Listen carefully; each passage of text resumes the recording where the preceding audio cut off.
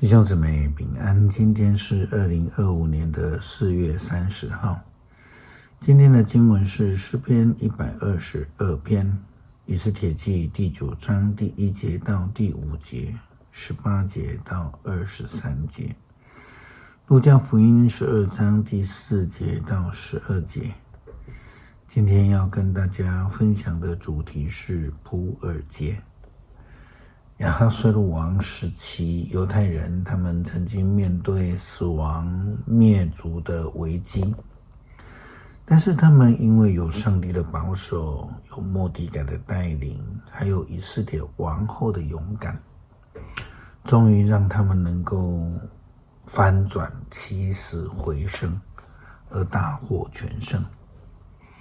对他们而言，在面对这样的一个苦难以及死亡的威胁，确实不是一件容易的事情。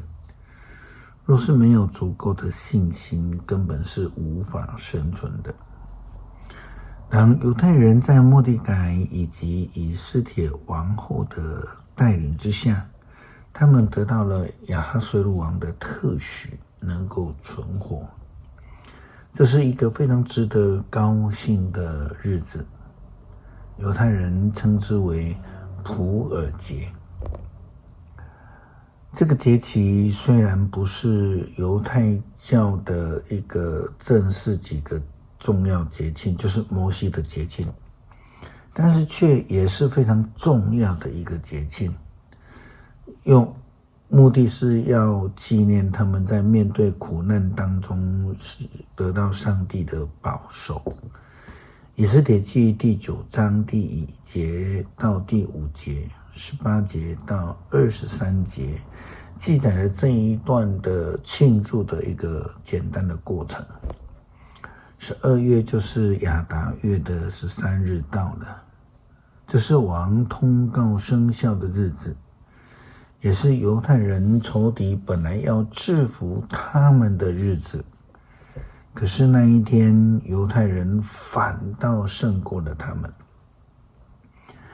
犹太人在全国各城的犹太区组织起来，攻击想害他们的人。各地人都害怕他们，没有人能够抵挡他们。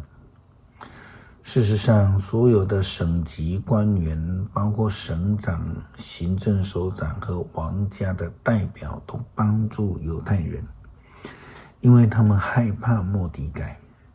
全国的人都知道，现在末底改在王宫是一个很有权势的人，而且他的权势还在扩大。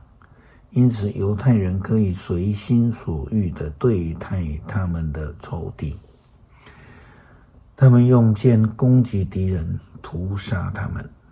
书珊城的犹太人却定15日为欢庆的节日，因为他们是在13、14两天杀仇敌，在15日停止的。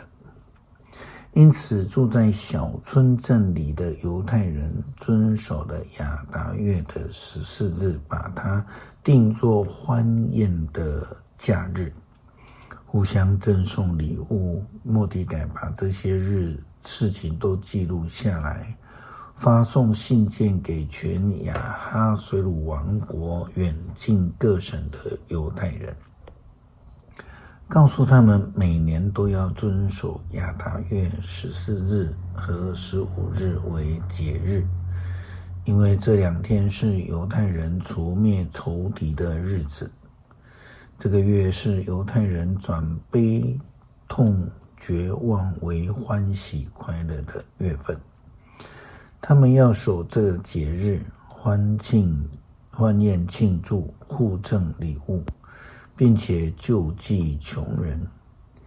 犹太人都遵守末底改的指示，因此庆祝这节日就成了每一年的惯例。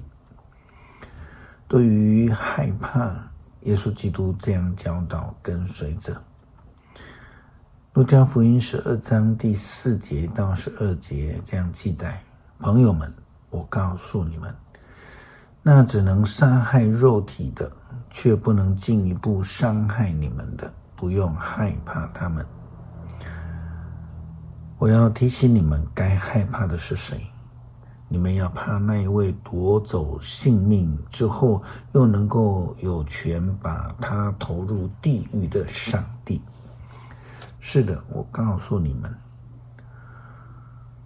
应该惧怕的就是他。5只麻雀固然要用2个铜钱就买得到，可是上帝1只也不忘记。就是你们的头发也都被数过了，所以你们不要害怕，你们比许多的麻雀要贵重多了。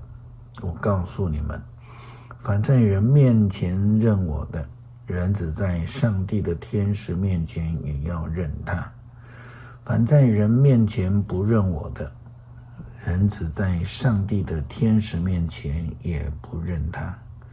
说话冒犯人子的，可以得到赦免，但是亵渎圣灵的，不能得到赦免。人家把你们带上会堂，或是带到官长或统治者面前受审问的时候，你们不用担心要怎样为自己辩护，或是要说什么话，因为就在那时候，圣灵会指示你们该说的话。不需要担心，不用害怕，因为圣灵会亲自同在，会保守带领，并且教导我们该说的话。只要信靠基督，就必能得救。诗篇122篇，有人对我说，我们到上主的殿宇去，那使我多么的兴奋。现在我们来到这里，站在耶路撒冷的城门内。耶路撒冷是一座重建的城，既整齐又和谐。各支族，就是以色列的各支族，都来到这里，照着上帝的命令向他献上感谢。这里有伸张正义的宝座，大卫王的后代在这里审判人民。要为耶路撒冷求和平，愿爱你的人都兴旺，愿你的城里有和平，愿你的宫里有安全。为着我的朋友，我向耶路撒冷说，愿你平安。为着上主我们的上帝的殿宇，我要为你祈求幸福。恳求上帝保守我们，差遣圣灵成为我们的保惠师，教导我们，带领我们，保守赐福。感谢祷告，奉主耶稣基督圣名求，阿们。